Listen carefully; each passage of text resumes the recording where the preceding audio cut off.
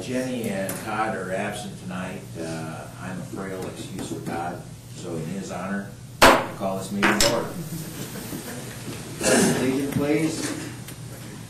I pledge allegiance to the flag of the United States of America and to the republic for which it stands, one nation, under God, indivisible, with liberty and justice for all.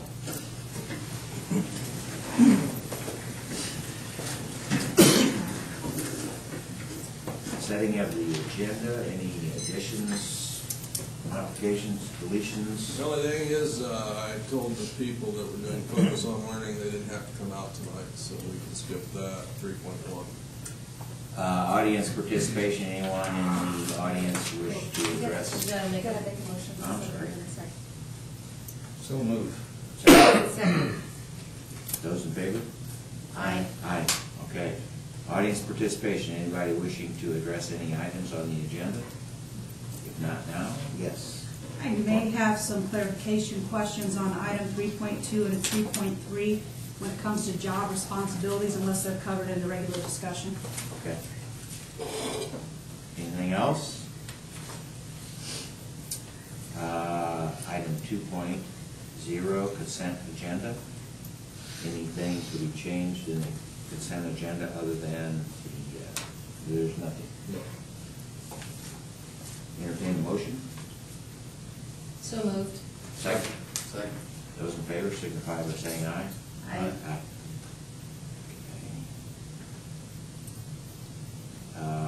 Item 3.0, business transactions. 3.1 is deleted, focus on learning Riverside, so we move to 3.2, consider assistant superintendent. Yes. Tonight I recommend Andy Hartley to be the assistant superintendent. He was selected by unanimous vote of the hiring committee, and I believe they're all here tonight. He will receive pay consistent with administrative conditions, administrative benefits, and will receive a 3-year contract. Andy,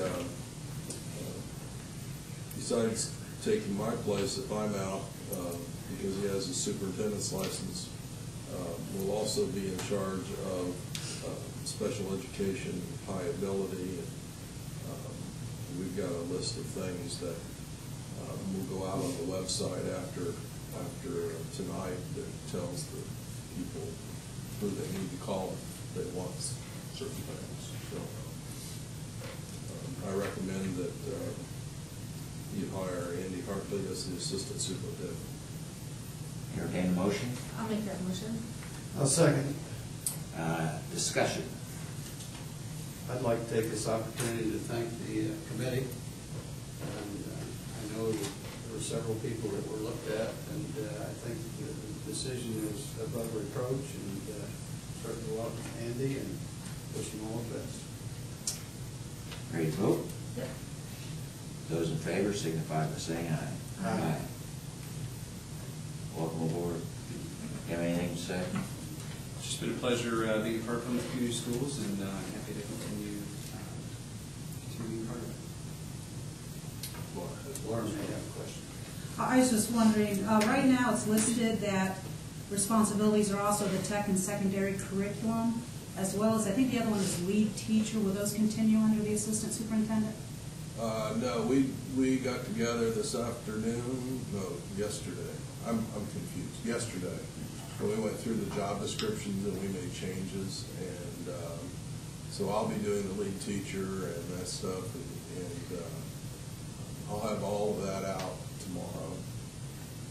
Okay, so secondary curriculum. No, that's all going to be done by the Director of Quality Programs. Anything additional? Andy, can you remember the things that were on there? It's a very good list, you know. Primarily, the big ones are special ed, High ability, compliance officer, expulsion examiner. There's a ton of things.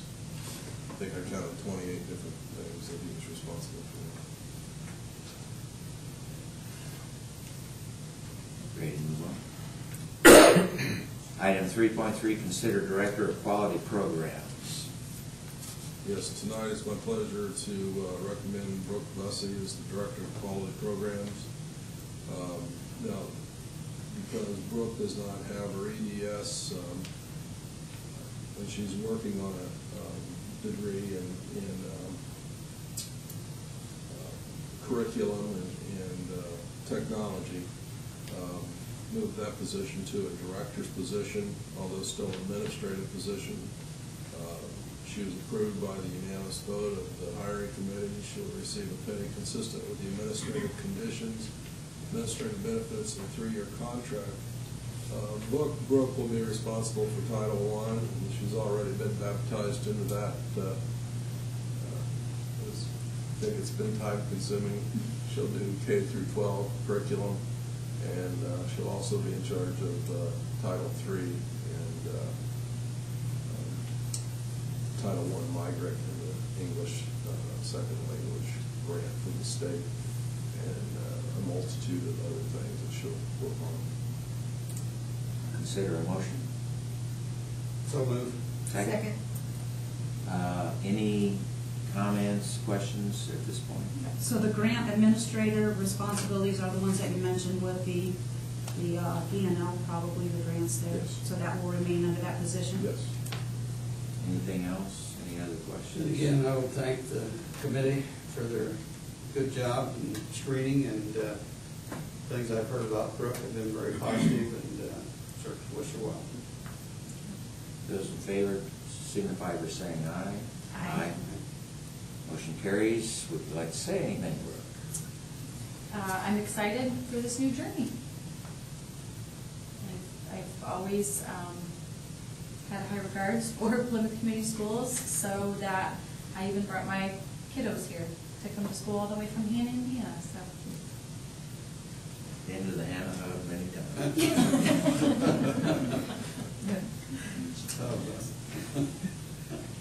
Item 3.4, consider lease agreement or renewal agreement with Apple.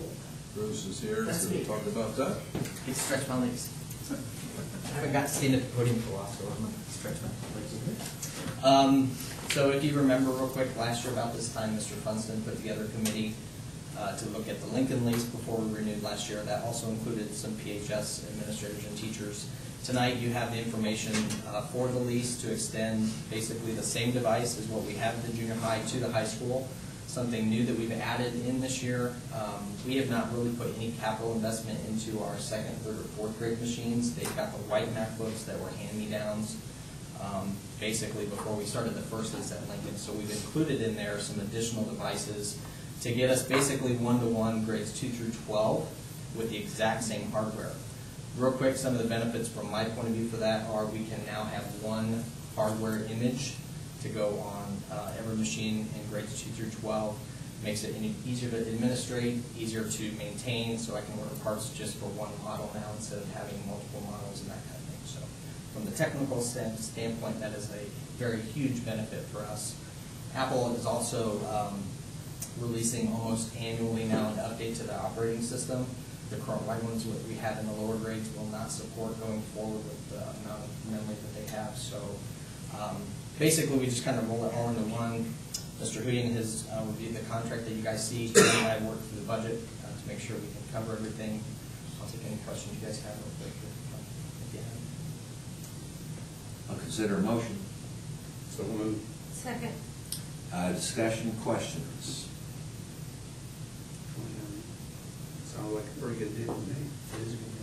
And a shout out to Brian Rossman. He's watching tonight. I sent him the stream. So. Okay. Those in favor of the motion signify by saying aye. Aye. Aye. Aye. Motion carries. Good job, Bruce. Thanks, Bruce. Item 3.5, consider snow makeup days. Yeah, we have now an extra day in there, but what I'm asking you tonight is to okay these makeup days as long as next week when we have discussion with PEA, they are okay with these. We've sent them out to all the principals and looked for any kind of possible problems with these days, and these are the 3 best days possible. Saturday, April the 11th, will be the actual day that we'll get credit for, but the work will be released on Thursday the 9th and will be due on Tuesday the 14th. So if people have a weekend where they have all kinds of things going on, they're going to have extra days to be able to do that work. The second makeup day would be April the 18th, 2015. That is also Saturday. The work will be released on Thursday, April the 16th, and due on April the 21st.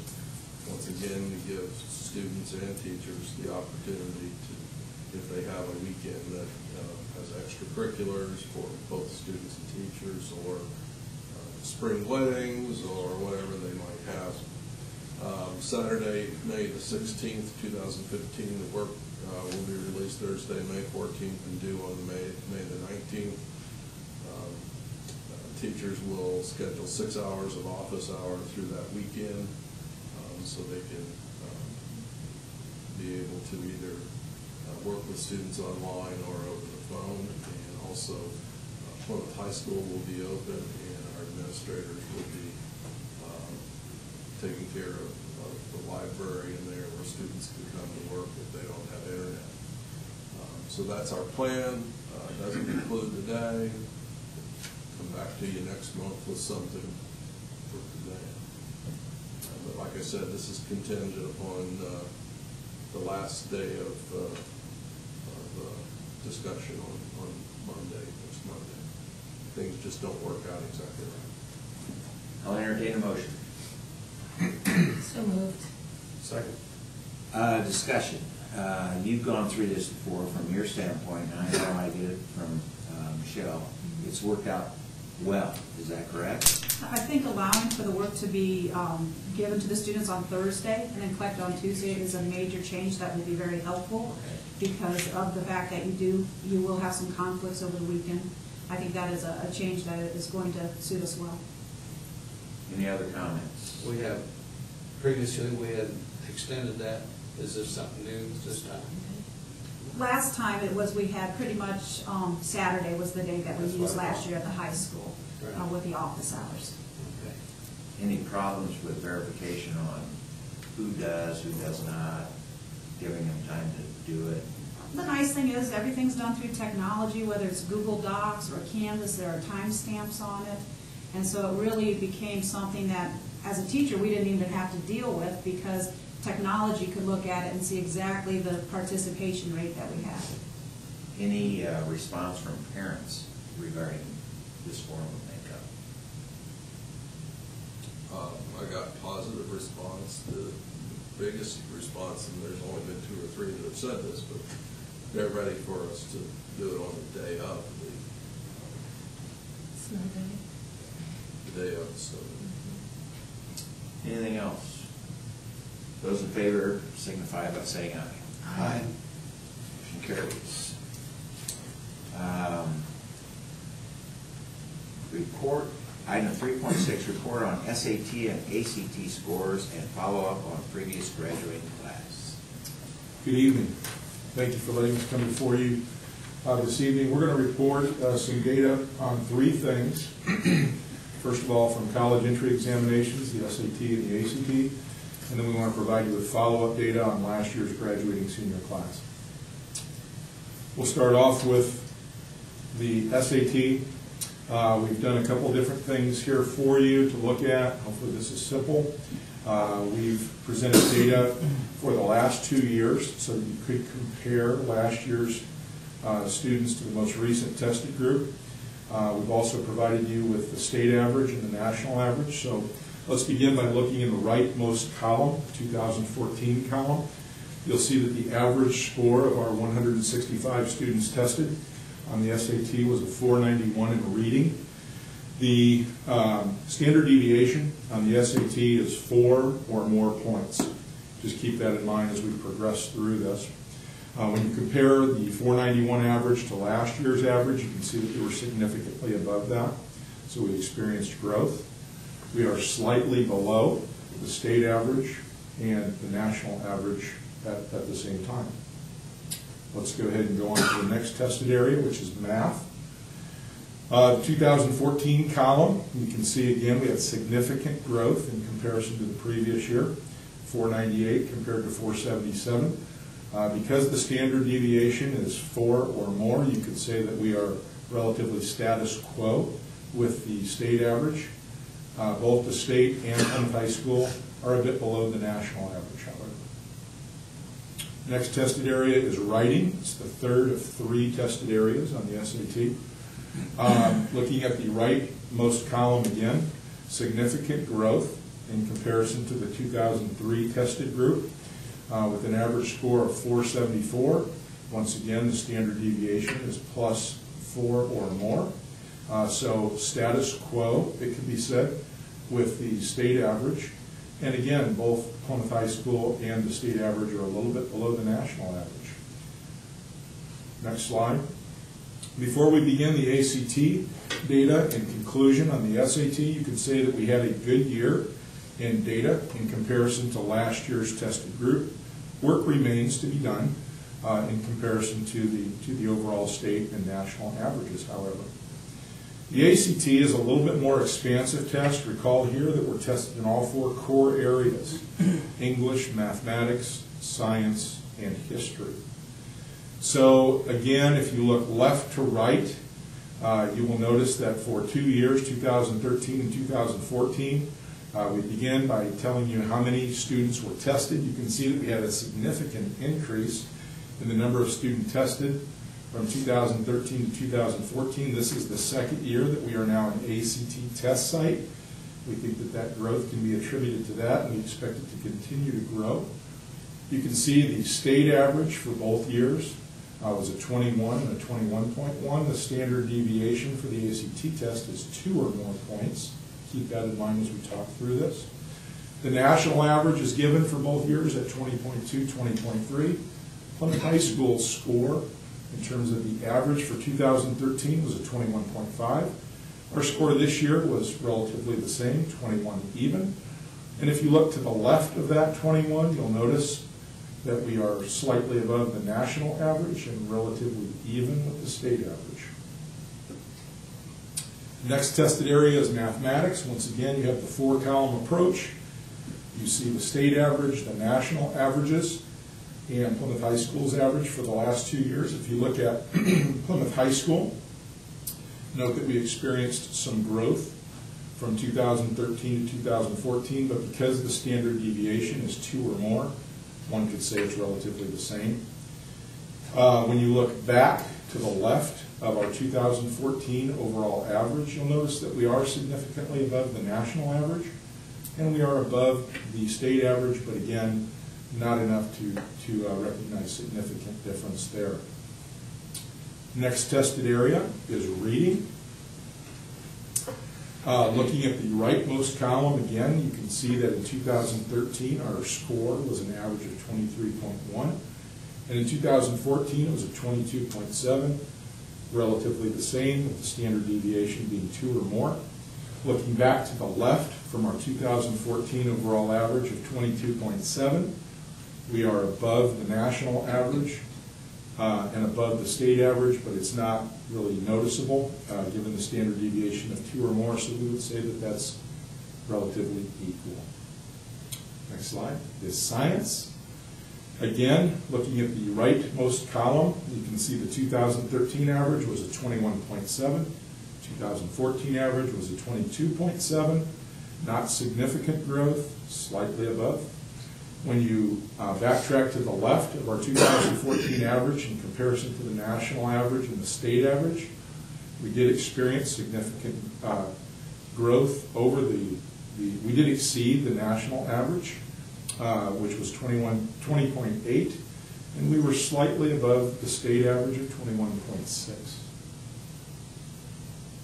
The composite of all of those tests put together, the average score in 2013, the rightmost column for a Plymouth High School student was 22.2. The 2014 average score was 22.5. We would say that's relatively status quo. And then when you look back to the left of that 22.5 in comparison to the national average and the state average, Although we're above both of those, it's not significantly above because of the standard deviation of 2 or more. Questions thus far? I have a question. What would you attribute us being slightly above on the ACT and slightly below on the SAT? Many factors, one of which would be that we have a much larger population taking the SAT than the ACT. We're a relatively new test site. So I'm not sure that the students taking the ACT are as diverse as those taking the SAT yet. I expect that test populace to grow though. Also remember the ACT is scored significantly differently than SAT. Yeah, SAT, if they get an answer wrong, a quarter point is deducted. And the ACT is not. Okay. So the scoring is a lot different. In addition to that, you're tested over more areas on the ACT than you are on the SAT. We were very excited that our testing pool went up, but our scores did not go down. That's great. So that was nice. I'll let Amy talk to you a little bit about what our students from the 2014 cohort are doing after graduation. Okay, so there you see it. We have 45% of the class chose to go on to a 4-year college. 15% chose to go on to a 2-year college. Only 1% entered vocational or technical school. A full 5% entered the military, which is about what we normally expect for our kids. We had 32% not pursuing higher education this year, and that's a statistic that was a little surprising to us.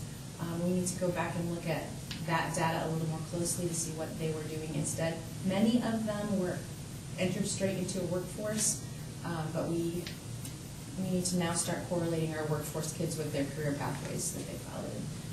We weren't able to do that with this class. Then we had 2% that earned their certificate of completion through the IEP program, 262 graduates. We had 64 of these kids who earned a Core 40 with academic honors. Only one of them ended up with a Core 40 with technical honors. I remember that is one of the newer diploma types, not new anymore, but newer. And we don't have very many kids complete that program, so we did have one this year. 118 Core 40 diplomas, 52 general diplomas. We had 3 exchange students last year who were wonderful additions to our student body. We had 12 students who earned their general diploma with an evidence-based waiver, which means they never ended up passing one or both of their required ECAs, and we were able to give them a diploma based on their capability of completing waiver. If I could object at that point. Sure. So in the calculation of the graduation rate, that is one of the factors that's calculated in. These are students that demonstrate mastery of the standards in algebra and English 10, but for whatever reason, they don't pass that ECA test after numerous tries. And a teacher writes a letter, basically requesting me as the principal that I grant a waiver for diploma for those students. Generally speaking, the state establishes a rate of about 5% and encourages schools to try and be under that. We were under that this year, as we have been in the past. To go in with that, then we had 3 students who earned their general diploma by October 1st. According to state standard, if they complete their diploma requirements by October 1st, they're still considered a graduate of this class. They didn't walk through our ceremony and wear the cap and gown, but they're still considered a graduate of this class. Not included in this data, I want you to also know that we had 3 others who didn't make it. However, one of them did complete the diploma requirements post-October 1st, so will be receiving her diploma this year, and then 2 others are enrolled at the crossings, so are on track to eventually also get that diploma. So 100% of them accounted for, which we're excited about. And then, of course, like we said, we have 5 that ended up with a certificate of completion through their IEP program. Certificate of completion are our life skills kids primarily in Quinn Selder's class. Those are students that are working towards becoming independent livers, working on mastery of basic life skills. This year, we were surprised to see some of our top choices at our students. The top choice for a 4-year university was for the first time ever, Indiana University South Bend, and then the 2-year college was Ivy Tech, which we attribute to the fact that we worked really hard to create a dual credit program. So they're leaving here with a lot of Ivy Tech already under their belt, and they're deciding to go ahead and go there and finish it. So we're very excited about that partnership. We think this is really significant. This is the first time in my 21 years of giving a postgraduate report to a school board that Ivy Tech has appeared as one of the top 2 choices for our graduates. What I gather from this data is reinforcement of the concern that I've heard from parents over the last 4 to 5 years that a 4-year university is just too expensive for us anymore, and we need choices that are more local. So you can see our students are staying local, going to IUSB. Many of those students are commuting. Some are living there, but many are commuting. And a growing number of our students are attending the Ivy Tech dual credit program that we've established. We're now at approximately 35 classes, and we just got more teachers credentialed this week to offer more classes next year. What does that mean? That means that we're giving our students the opportunity to start their college experience while they're still under our guidance, under our supervision, under our care at Plymouth High School, and they can complete close to 2 years of their college experience at relatively no cost. That's great. Also significant to note that both IUSB and Ivy Tech have partnered with us to do on-site admissions. So in the spring, after some of our kids who haven't made their decisions yet, still kind of floundering as to what they want to do, they'll come in and they can apply and know whether they've been accepted, and IUSB will actually give them a scholarship if they qualify. So it's good for the kids. A little more direction. Questions, comments? Very informative. Thank you for your time. Yeah, thank you. Any comments or questions? Item 3.7, present information on the summer school 2015. Yeah, I just lost my screen here.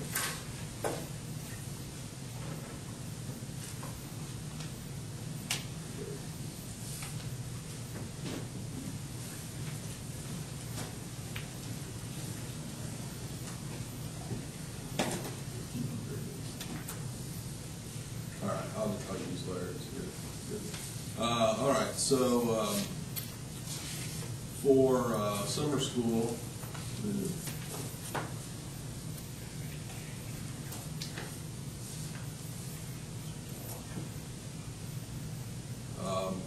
the state is no longer funding summer school at 100%. It's just a little bit less than 100%.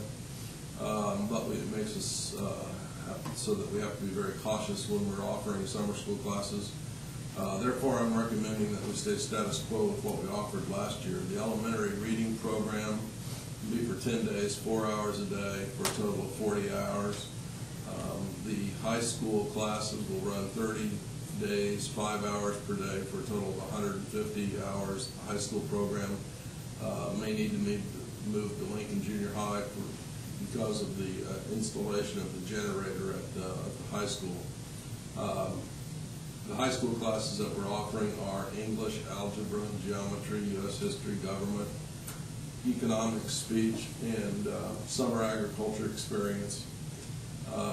Then United Way is offering a program called Countdown to Kindergarten. It is for students who did not have preschool, and they'll be going into kindergarten. That'll be 17 hours, or 17 days for 3 hours a day.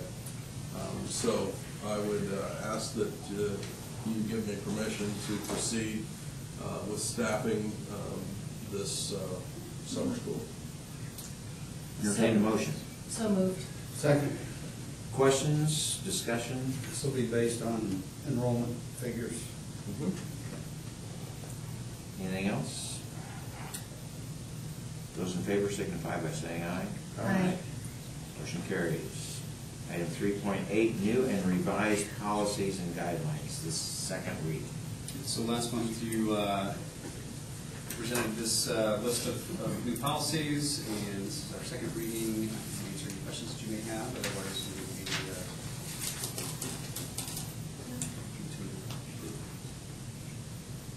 You approve them tonight then?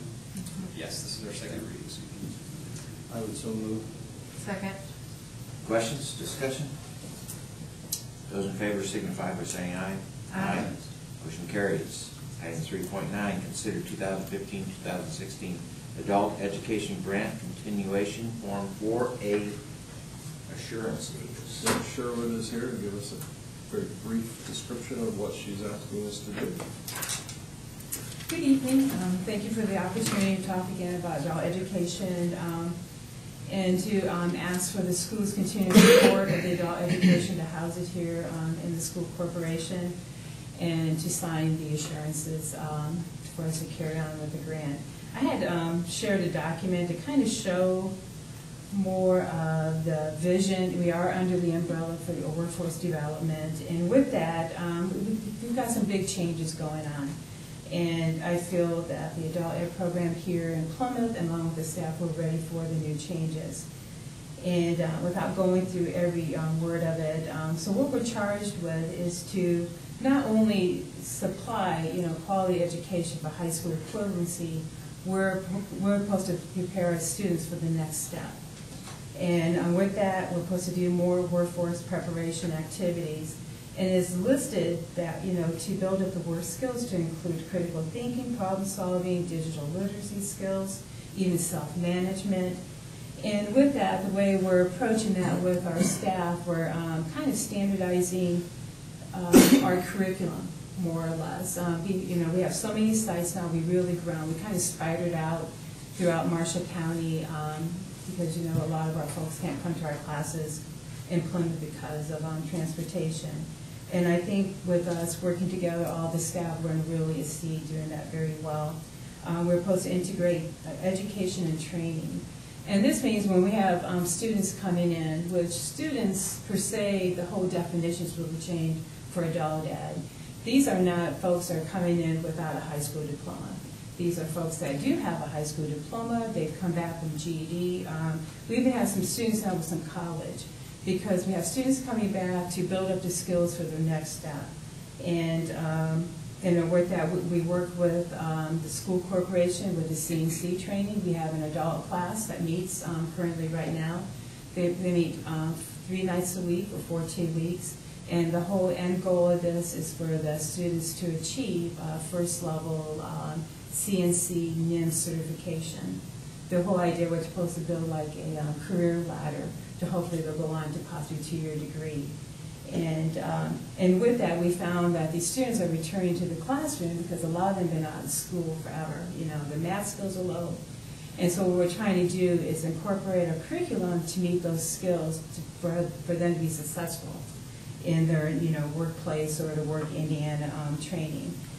And along with that, we're asked to do more for our ESL population, to not only engage the literacy part, but the civics education, and more or less to get them more employable, be it with good English language skills. And fourth, that's listed here is our out-of-school youth, which I like to refer as our young adults. Through the legislative changes, they've gone from WEO, and again, that's a workforce term, to WEOA. And what it means for us, we're able to serve the students between 16 to 24 with more programs. And what we're doing, we're partnering up with the JAB program. Currently, we do have the in-school program at the high school, but for the out-of-school JAB program, we're going to do more partnering to offer more opportunities for the 16 to 24-year-olds. And currently, in our classes, the students that come in between 16 to 24, that's 45% of our population, which is not the highest, which is unusual. Usually every year I come up and say, we have more young students than the other age group. Our highest group right now is our 25 to 44-year-olds. And we attribute that to students coming back that are already graduates to get help with their skills. And so with this assurance, our allocation for this coming year, we did lose 5%, but I think we're going to do just fine. So the allocation this year is for $159,357. And that we also lost more funding. We have to have so many hours of professional development. This year the state decided not to give us extra funding. So besides, operating on 5% less and providing, different ways to provide professional development, I think we'll meet that challenge just well. Because if anything, I think we're going to find out with the new changes for the adult ed program, I think our wealth is going to be more in our partnerships, not so much the money we have to run the program, but the partners we help us with serve the students. And so that's one of our goals, is to really reach out to community, develop more partnerships, especially if we offer more trainings. And then our ESL, we do have a separate grant for that, and this is the last year we're going to offer it. And we were given less, but we'll be fine with it. We'll have $20,000. We did not have to ask for an assurance on this one because the money will be funded through Elkhart Adult Education Program. And some of the highlights, we're very pleased to announce that we're a testing center now. So this means our community members in Marshall County for the first time to actually take the test here. We started in June 2014. We've had 38 testers come through so far. The majority have been through Plymouth and Knox adult ed students, and we've had some folks that have just taken the test as if they cold, see how they do. So we're glad to say 15 have graduated through the Plymouth program, but it's compared to the 51 from last year. And the difference is in January 2014, that's when the test changed. So it was a big push to get a lot of folks through. In fact, we've seen numbers we've never seen before. But we're hoping that as time goes on, we'll draw more interest, get some more people into tests. And so our locations, we have day classes still over at the Work One Center. Our evening classes are right there at the Service Center, which is really working great because not only do they have a great facility for classes, we actually have a room for the classes, we have a separate room for our assessments, and our students are able to see the CNC machinery. If anything, that's really, if they don't qualify for that training, they're actually looking for better workforce. And it's really a plus too, because that's where we have our testing at. And so, the group that's taken the classes now, 5 of them are actually past GED students. And 3 of them have tested through us, and they've seen the facility and thought this would be a great work for them to go through. And also too, in the evening classes, we do offer a transition to college class right there on Thursday evenings. And then we moved our ESL classes from St. Michael's over to Plymouth High School, and our numbers have tripled already. We have well over 30 students we're serving in the ESL program, and that's the highest it's been. So I'm not sure if it was a change, the day or the location, but it's working. And Constancia Wendt is the one leading the ESL over in Plymouth. And we started hybrid learning classes, and this is where where we reached out to all the small libraries. And so we have a class that meets once a day in Argus, Culver, and Walkerton.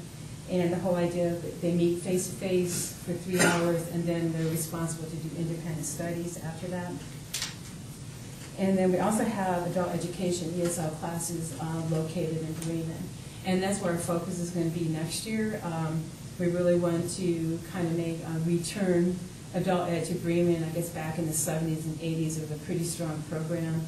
And we're getting more interest from the community to kind of help us, get the word out. So I think that's going to succeed even better. And the Work Indiana trainings, we do offer the CNC. The Work Indiana training is funded through DWD. And this is when an adult student, again, could be a graduate or non-grad, can get the training provided for. For example, for those who go through the CNC, is that training is worth $3,000. Through the Work Indiana, we can help the student with that. They don't have to pay for the training. And we also have a partnership with CNA over at Ancilla. And the whole goal for adult education is to find more partners to offer more trainings. And the challenges, what's difficult for us, our numbers have never been so low. I think because of the awareness that people don't realize we're still here. This summer I was out with my granddaughter at different parks, and people said, well, there's no more GED. No, there isn't. But we still have something to offer. So it's getting that back on the community. We're still here for the high school equivalency. And again, the branding change. The great thing about it, the test is harder, but students are passing it.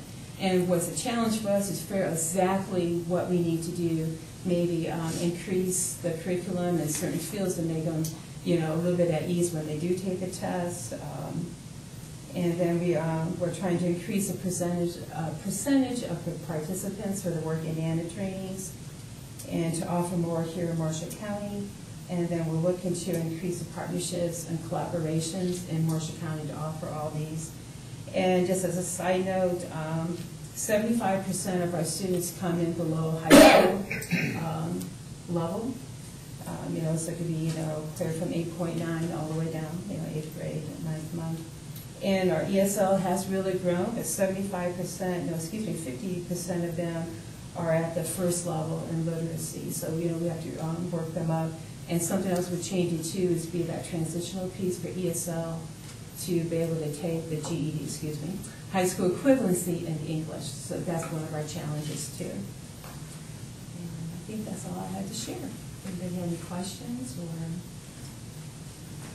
comments? I think you guys do a great job. Thank you. Is the media helping you get the information out? Yeah, I have to do more of that. It's just, taking time. We started a Facebook page, and that's starting to pick up. And it's getting that time to do the marketing. We've actually asked the state to kind of step this up too, because again, with our state getting rid of the GED, right. Figure out here's Indiana, we're called TASK. Nobody knows what TASK is. Right. Even I talk to other people, HSCs, like what in the world are you talking about? Right. But all the other states around us are still GED. Yeah. So we're kind of like an odd duck. That's odd as song, but that's one of our barriers. And so we've asked the state to actually do like a statewide campaign to show the adult education. Be good. Yeah. We need a motion to approve. I'll entertain a motion to approve the 2015-2016 adult education plan. Second. Questions, discussion, additionally? Those in favor signify by saying aye. Aye. Motion carries. Thank you. Thank you. Item 3.10, permission to hire. I have nothing tonight, Bill. Okay, moving on to 3.11, legislative updates. Sammy usually gets. Yeah, the only thing I can say is that we were down last week to lobby. We had a chance to talk to Senators Mishler, also Senator Charbonneau, and Senator Head. We also had lunch with Representative Harmon, and we're going to hold a third house on March 14th at Washington Discovery Academy. Our people are listening to us. We just have to make sure they vote the right way. Okay, moving on to item 4.0, superintendent's remarks. Yes, first commitment to students. We had a kindergarten roundup last week, had nearly 150 students in attendance. This is pretty close to what we always have. Parents out there who did not attend on that date should contact the principal of the school and the district in which you live. If you have questions, call the corporation office. We will continue to pick up kids through the first day of school next year, maybe even past that. 4.2, caring. We're about ready to have the annual St. Patty's Day Dash. It's a 5K run and walk, so as long as you can move, you better be out there.